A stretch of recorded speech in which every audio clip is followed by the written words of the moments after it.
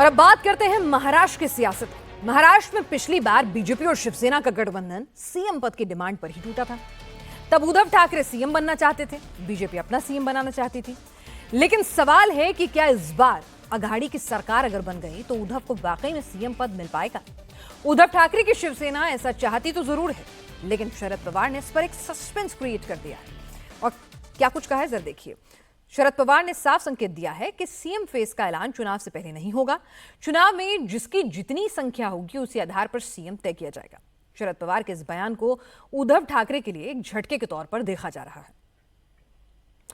दरअसल महाराष्ट्र में दिलचस्प सियासी डेवलपमेंट भी नजर आ रहा है, क्योंकि शरद पवार खुलकर नितिन गडकरी की तारीफ करते नजर आ रहे हैं, वो भी चुनावों की तारीखों के ऐलान से पहले। शरद पवार ने कहा कि गडकरी कोई भी काम पूरी लगन से करते हैं और काम का स्तर भी अच्छा होता है। मुंबई पुणे एक्सप्रेसवे या कोल्हापुर बेलगाम रोड के अलावा आज देश में कई अच्छी सड़कें बन रही हैं और इसमें गडकरी का योगदान है। दरअसल केंद्रीय मंत्री नितिन गडकरी ने शिवाजी की प्रतिमा पर कहा था कि अगर छत्रपति शिवाजी महाराज की प्रतिमा बनाने में स्टेनलेस स्टील का इस्तेमाल होता तो वो कभी नहीं गिरती। इसी के जवाब में शरद पवार ने कहा कि अगर नितिन गडकरी ने यह बात कही है तो विशेषज्ञों की राय लेने की बात ही ऐसा उन्होंने कहा होगा।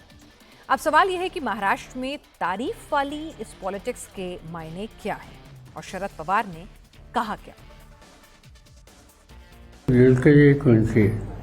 माझा स्वतःचा अनेक वर्षाचा अनुभव आहे। एखादं काम ते घेतलं तर ते बारकाईनं काम करतात, त्या कामामध्ये ते स्वतःला गुंतवून घेतात आणि कामाचा दर्जा चांगला राहील याची काळजी घेतात। आज देशामध्ये अनेक ठिकाणचे रस्ते आता म्हणजे पुणे कोल्हापूर रस्ता न सांगलेलं किंवा कोल्हापूर ते जळगाव रस्ता हे न सांगितलेलं बरं, नाही तर बाकीच्या सगळ्या ठिकाणी दिवसेंदिवस रस्ते सुधारत आहेत आणि त्या सुधारणेमध्ये गडकरींचं योगदान आहे हे आम्ही पार्लमेंटमध्ये सुद्धा सांगतो। इथं काही राजकारण आणण्याचं काही कारण नाही आणि त्यामुळे त्यांनी मत व्यक्त केलं असेल तर जाणकाराचा सल्ला घेऊन त्यांनी मत व्यक्त केलं असेल असं मला वाटतं। और बात महायुति की भी कर लेते हैं। महाराष्ट्र में महायुति में कई पेच फंस रहे हैं। अगर महायुति में सीएम का चेहरा तय नहीं है, बीजेपी में पार्टी के किसी नेता को सीएम फेस बनाने की हलचल जरूर तेज है, लेकिन एकनाथ शिंदे की पार्टी चाहती है कि शिंदे को ही सीएम पद का उम्मीदवार बनाया जाए। जाहिर है इस पर बात बनने वाली लगता नहीं है। महायुति में अभी सीट पर भी पेच फंसा हुआ है। बीजेपी 160 सीटों पर चुनाव लड़ना चाहती है। एकनाथ शिंदे 60 से 70 सीटों पर दावेदारी कर रहे हैं। अजीत पवार ने भी 60 सीटों की डिमांड कर दी है। इस तनातनी के बीच महायुति में इंटरनल फाइट भी चल रही है।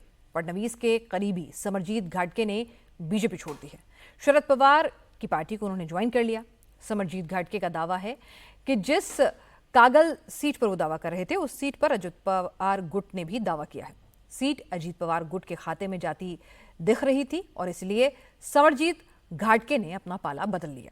दरअसल आपको बताएं ऐसी 24 सीटें हैं जहां महायुति में टकराव के हालात बन रहे हैं। इन 24 सीटों पर अजीत पवार का गुट दावा कर रहा है, लेकिन बीजेपी भी अपनी दावेदारी वहां मजबूती से रख रही है। उन दावेदारों को टिकट मिलने का भरोसा नहीं है, क्योंकि 24 में से ऐसा नहीं है कि 24 की 24 बीजेपी को मिल जाएंगी। तो ऐसे में ये जो टूट का सिलसिला है वो आगे भी चलता रह सकता है। महाराष्ट्र की मौजूदा स्थिति को भी आपको समझाते हैं। राज्य में कुल 288 सीटें हैं। बहुमत का आंकड़ा है 144। एनडीए में बीजेपी के पास 103, शिवसेना के पास 37, एनसीपी के पास 39 और अन्य की 22 सीटें हैं, जो कुल मिलाकर होती हैं 221 सीट। उधर महाविकास आघाड़ी में कांग्रेस की 37, उद्धव ठाकरे की 15, शरद पवार की 13 और अन्य की 2 सीटें हैं। जोड़ बैठता है 67 सीटें। यानी एमवीए के मुकाबले एनडीए का पलड़ा बहुत भारी है।